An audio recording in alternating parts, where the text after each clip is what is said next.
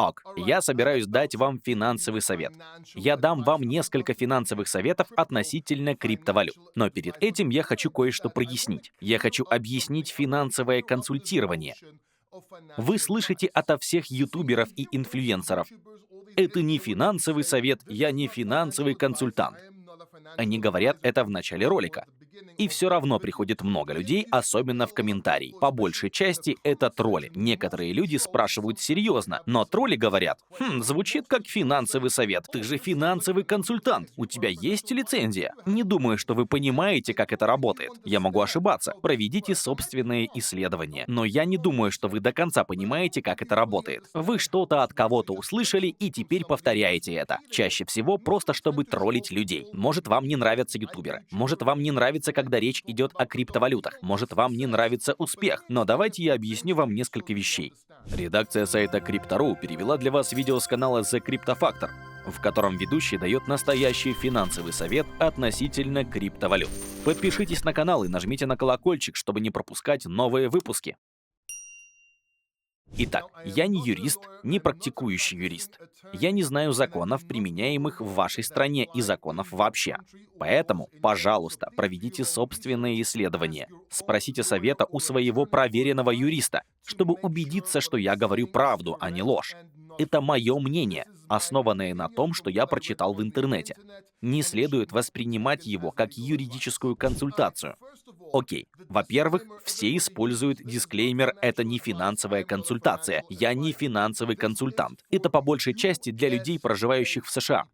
Это нужно объяснять еще в нескольких странах, но по большей части это касается только США. Это американская тема. Как правило, эту информацию надо сообщать, когда вы говорите о ценных бумагах и акциях. Мемкоины — не ценные бумаги. Биткоин — не ценная бумага. Но я все равно ставлю дисклеймер в начале своих роликов на YouTube по нескольким причинам. Самое главное — прозрачность. Мне нравится быть прозрачным во всем, что я делаю. Вторая причина — я ничего о вас не знаю. Я не знаю, кто смотрит этот ролик. Я не знаю, сколько вам лет. Не знаю ваше состояние. Не знаю, насколько вы склонны к риску. Не знаю, что вы собираетесь делать. Я не могу дать вам совет, даже если бы очень хотел. Даже если бы я был квалифицированным специалистом. Я не могу давать финансовые советы в роликах на YouTube, если говорить про получение лицензии на практику и предоставление финансовых консультаций. Насколько я знаю, и если я не прав, то поправьте меня, пожалуйста, юристы проверенные. Поправьте меня, пожалуйста, если я ошибаюсь. Но вам нужна финансовая лицензия в зависимости от страны, в которой вы работаете, в зависимости от того, о чем вы говорите и получаете ли вы деньги за свои услуги. Вам не нужна лицензия для бесплатных консультаций на YouTube, поскольку это мнение. Вы можете высказывать свое мнение. Криптовалюты, особенно биткоин и мемкоины, не являются ценными бумагами. Это не акции.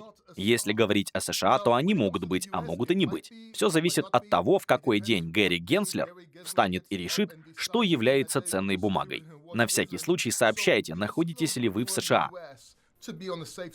В целом, нормально высказывать мнение о криптовалютах на YouTube. Мне не нужно, чтобы люди каждые пару недель или месяцев заходили ко мне в комментарии и спрашивали: «Ты финансовый консультант? У тебя есть лицензия? Я получал от вас деньги? А если получал, то говорил ли я о ценных бумагах, акциях и тому подобном?»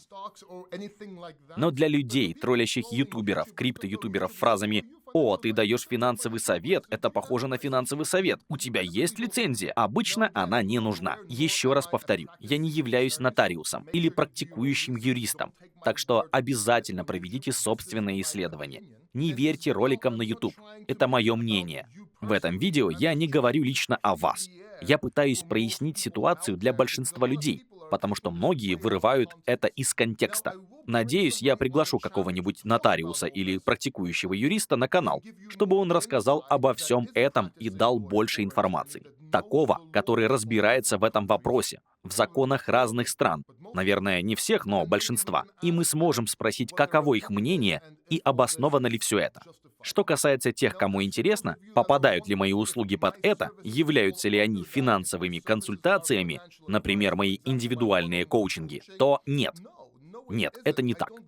Я не даю финансовых советов. Я показываю людям, как ориентироваться в криптовалютах, использовать DeFi, а также некоторые меры безопасности. Да, я кандидат ISC2, Мировой ассоциации профессионалов в области кибербезопасности. Я действительно прошел свой тест. Но опять же, это не обязательно. Вам решать, хотите ли вы выслушать меня и посмотреть мои сертификаты. Если вы зайдете на мою страницу с индивидуальным коучингом, то увидите все дисклеймеры, подтверждающие, что я не даю советов по инвестициям. Если вам нужно это, то общение 1 на 1 со мной не для вас. Мы можем поговорить об этом, обсудить, на что я смотрю в криптовалютах, узнать мое мнение после разговора. Но я беру плату не за это. Итак, еще раз. Мои видео не финансовые консультации. Я не финансовый консультант. Это мое мнение. Вам решать, хотите ли вы смотреть мои видео в развлекательных целях или желаете узнать мое мнение.